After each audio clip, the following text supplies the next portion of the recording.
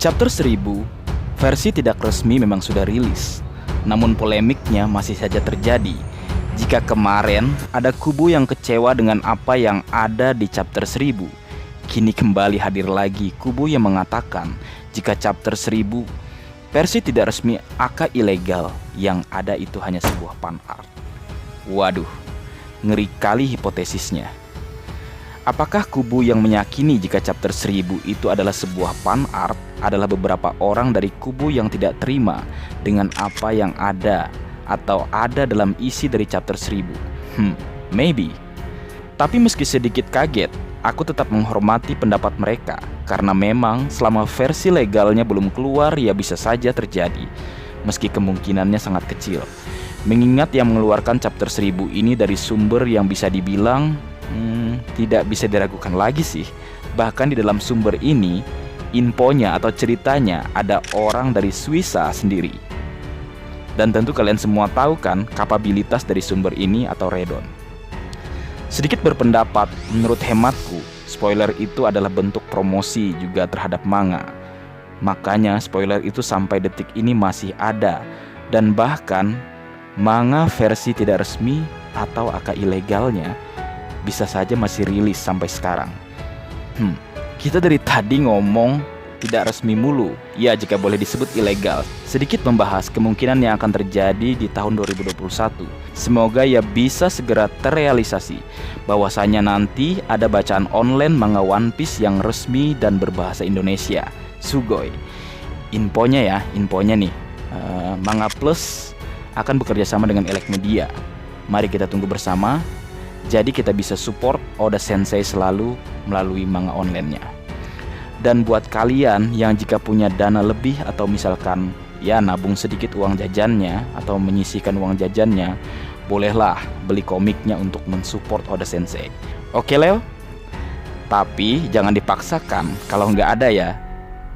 Leo, sambil kita tunggu bacaan online resmi berbahasa Indonesianya, kalau yang berbahasa Inggrisnya sudah lama ada. Ayo buruan, sekarang download ya Manga Plus. Kembali lagi terkait chapter 1000 yang katanya adalah fan art oleh sebagian nakama. Gak apa-apa sih, it's okay. Gak salah kok nakama berpendapat seperti itu. Kita ya jangan nyalahin atau sampai memaki-maki segala macam. Biarkan saja itu, karena mereka adalah saudara kita juga. Janganlah dimacam-macamin. Bisa saja kan malah pendapat mereka yang benar. Kita tidak bisa menebak masa depan, kecuali kamu punya Ken Bunsoku Haki level atas. Jadi lebih baik kita sama-sama tunggu saja versi resminya rilis.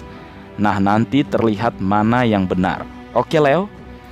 Terkait chapter 1000, terlepas polemik fan artnya ya, ini buat yang masih kurang puas dengan isinya. Mohon izin, aku sedikit ingin berbicara lagi tentang hal yang banyak diperbincangkan. Banyak nakama menyayangkan chapter 1000 yang tidak sesuai ekspektasi, karena momen yang ada di chapter 1000 saat ini sepertinya masih bisa terjadi di chapter lain menurut mereka. Dan karena rasa antusias yang besar dan harapan yang tinggi, ketika semua itu tidak terwujud, maka akan melahirkan kekecewaan. Tapi ya bagiku, meski aku juga sedikit kecewa, aku mencoba mencari konklusi yang tepat tentang apa yang sedang terjadi saat ini. Aku mencoba kembali flashback, mengingat kembali chapter 1 di mana saat itu kita melihat seorang raja bajak laut Goldie Roger memulai era atau cerita ini. Lalu di chapter 50 kita melihat seorang yang hebat karena merupakan pendekar terkuat di dunia muncul di hadapan kita semua. Dialah Takanomi Dracul Mihawk. Lalu di chapter 100 kita juga ditunjukkan seorang karakter yang paling dicari di dunia One Piece, yaitu Monkey D. Dragon. Dan di chapter 500, saat kemunculan wakil kapten sang raja bajak laut, Silver Rayleigh. Nah lalu apa yang ada di chapter 1000? Di saat semua orang mengira seorang legenda atau orang yang hebat yang dimunculkan sebagai pembuktian begitu sakralnya chapter 1000 ini, namun ternyata yang dimunculkan Oda Sensei adalah sebuah kesederhanaan. Tapi jangan salah, kesederhanaan justru sangat berarti jika kita memaknainya dengan hati. Di chapter 1000, seorang legenda tidak muncul, namun seorang calon legenda akan terlahir. Dialah kapten tercinta kita, Baka Sencho Monkey D. Luffy. Wadidaw. Baik, untuk mengisi waktu juga, aku mau lihat nih beberapa meme menarik. Karena ini termasuk ya bisa dibilang fan art ya dari para nakama. Dan kita lagi ngebahas sesuatu yang berhubungan dengan fan art. Jadi, baik, langsung saja mari kita lanjut berlayar. Baik, bagian pertama meme dari Don Dovi. Ada gambar almarhum pelawak legend Dr. Andes Haji Wahyu Sardono MS atau yang kita kenal dengan Dono Warkop. Salam hormat dan Al-Fatihah buat beliau. Kembali ke meme, Don Dovi membuat 4 gambar Dono Warkop menggunakan topi jerami Luffy, rambut Roro Noa Zoro, rambut Sanji, dan topi Usopp. Terus diberi caption, kru SHP di mata Kinemon be like Luffy Dono, Zoro Dono, Sanji Dono, dan Usopp Dono. Keren-keren. Lanjut ke meme kedua dari Bang Thomas. Ini diambil dari grup One Piece Trash Posting, sebuah grup yang memang khusus dibuat untuk menikmati sisi lain dari manga One Piece. Dan grup ini udah beberapa kali ya terlahir kembali, setelah berkali-kali juga berurusan dengan Mr. Mark.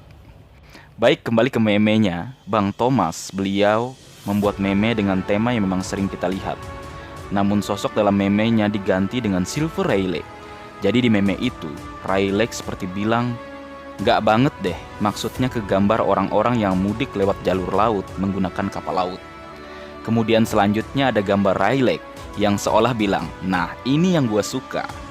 Rayleigh sepertinya nunjukin gambar yang memang sebuah SS-an berita, yang di situ tertulis, "Demi pulang kampung, pemuda nekat berenang dengan galon." Anjir, nekat juga nih pemuda, dan tentunya kita semua tahu kan, Rayleigh melakukan hal serupa juga di manga tercinta kita. Tapi nggak pakai galon ya, keren-keren.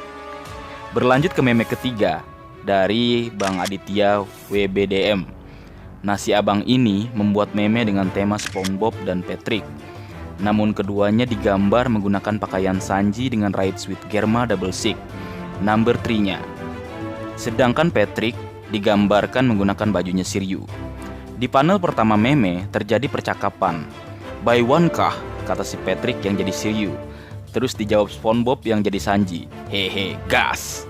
Nah, di meme ini pada panel kedua, ketiga, dan keempat digambarkan tanpa ada gambar atau tidak terlihat pertarungannya. Anjir.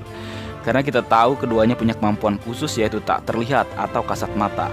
Shiryu dari Suke Nomi dan Sanji dari kemampuan Ride Sweet Germa Double Six number 3-nya. Jadi ya nggak terlihat pertarungannya. Lanjut ke meme keempat. Ini dari Bang Zeldris. Temanya menggunakan dasaran pertarungan S dan Shirohige. Terjadi percakapan antar keduanya. S bilang, lapar banget. Duh, lemes banget." Kemudian, "Hoho, aku datang di sini, kawan." "Nah, nani?" kata si S. "Karena di sini ada Indomie." Anjir, selera semua. "Kau memang sahabatku," kata si S. "Jadi ingat masa kuliah. Makanan rutin selain di awal bulan dan waktu nraktir atau ditraktir pacar. Tapi sering ditraktir sih karena nggak punya duit. Kasian." Meme kelima dari Bang Muzazin Ahmad. Captionnya, "Lancang sekali Kroco naik Komdip 1 Oyazi Pirate." Ya memang kemarin kan ada fan art Zoro naik Marco dalam wujud burung piniknya. Namun pas manganya rilis, ternyata Zoro bukan naik di atas Marco, tapi dicengkram bahunya sama si Marco. Ekspektasi tak sesuai realita ya. Tapi kata fans Babang Zoro, yang pasti Roro Noa Zoro dah di atas atau berhadapan langsung dengan Yonko. Memang gak mau kalah. Meme keenam dari Bang Chandra Yeager. Motif sebenarnya Robin dilemparkan ke tempat pasukan revolusioner. Waduh. Jadi di panel awal dibuat percakapan permintaan Monkey D. Dragon dengan Bartolomeo Kuma. Aku dengar kru anakku dalam bahaya di Sabaudi. Tolong selamatkan mereka, Kuma. Dan jangan lupa bawakan yang paling cantik untukku. Waduh. Siap, laksanakan Dragon Sun, kata Kuma. Terus terjadi kan seperti yang sudah kita tahu. Dan saat Robin mau dilemparkan, Kuma bilang, tenang, tenang saja, Mugiwara. Aku akan membuang yang satu ini untuk ayahmu. Jangan khawatir. Aduh, coto mate Kisama. Tapi ini hanya candaan ya, jangan diambil serius. Dan pasca time skip, memang Robin berubah ya bun, lebih glowing dan lebih Meme ketujuh dari Bang Agil Yusofi. Memenya sederhana, tapi aku suka. Ada ibu-ibu paruh baya ya, sudah cukup tua, atau bisa kita bilang nenek ya. Beliau sedang menjahit menggunakan jarum dan benang jahit. Ibu atau si nenek itu berkata, "Hedeh, punya cucu gini amat. Gua minta benang jahit, malah dikasih benang devil fruit. Ini motongnya gimana woi?" Terus muncul dong Dovi atau Doflamingo dari belakang. Maaf Nek. Keren-keren. Kinemon, Zoro dan Fujitora aja nggak bisa motong ya. Gimana tuh nenek motongnya? Harus belajar Buso Sokuhaki. Terus meme ke-8 dari Bang Amri Alam. Ini kayaknya berdasarkan info terbaru jika Kaido diberikan Big Mom buah iblis Uo Uonomi yang katanya membuat Kaido punya utang seumur hidup dengan Big Mom. Dan kita tahu kan banyak yang bilang atau berpendapat jika Kurohige mengincar buah iblis milik Kaido. Nah di meme ini dibuat Kurohige yang kayaknya dah dapat devil fruitnya Kaido. Dan dia ngomong, "Jeha, kukira devil fruit naga." Nyesel gua mulung. Berharap naga dapat ikan si ompong. Mantap Bang Amri, keren. Meme ke-9 dari Bang Sasaki Koujiro. Kemarin kan heboh tuh ketika Kaido menerbangkan Pulau Onigashima dan ingin dipindahkan ke ibu kota bunga. Dan banyak nakama termasuk juga aku nih bertanya-tanya gimana sih caranya atau apa sih kekuatannya Kaido sehingga bisa ngangkat tuh pulau. Ngangkat pulau nih gak sembarangan. Nah di meme ini si abangnya buat Pulau Onigashima yang melayang itu dibantu balon-balon gas dalam jumlah yang sangat banyak yang akhirnya menerbangkan tuh pulau atau Pulau Onigashima. Keren, aku suka ini, fresh dan kreatif. Meme ke-10 dari Dika. Kemarin kan dalam wawancara tentang Jam Fiesta 2021, Oda Sensei bilang, pria berambut merah itu sepertinya akan melakukan pergerakan. Nah si Bang Dika ini ngebuat meme jika yang dimaksud Oda bukanlah Shanks, seperti yang banyak diperbincangkan.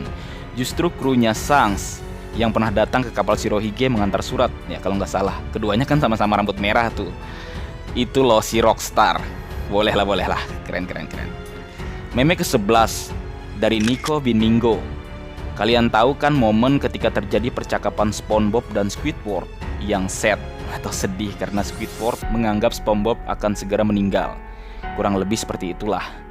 Nah kebetulan di grup OPSP atau One Piece Stress Posting sedang ada event untuk merayakan hari lahir Oda Sensei atau bertepatan dengan hari ini. Dan di meme ini dibuat dong percakapan antara SpongeBob dan Squidward. "Squid, gak terasa ya One Piece udah 23 tahun. Iya, makin gak sabar lihat endingnya ya," kata si Squidward. Dibalas lagi sama si SpongeBob. "Dan besok Oda Sensei ulang tahun, maksudnya hari ini ya.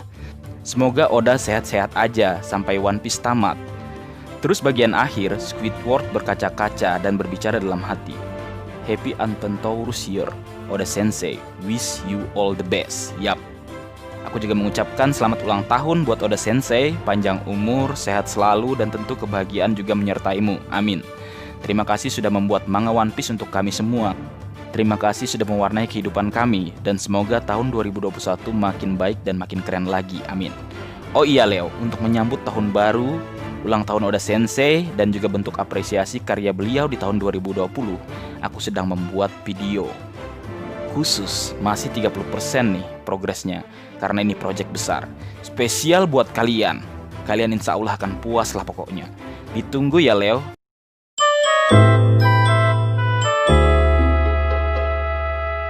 Baik, mungkin segitu dulu yang bisa aku bagi bersama kalian Leo. Semoga kalian terhibur dengan apa yang aku buat dalam kesempatan kali ini. Terakhir, jika ada kesalahan dalam pengucapan atau hal yang menurut kalian kurang pas atau kurang tepat, Marga Anime memohon maaf yang sebesar-besarnya. Selamat tahun baru untuk kalian semua. Semoga kalian semua diberikan kesehatan serta kebahagiaan. Amin. Sekian.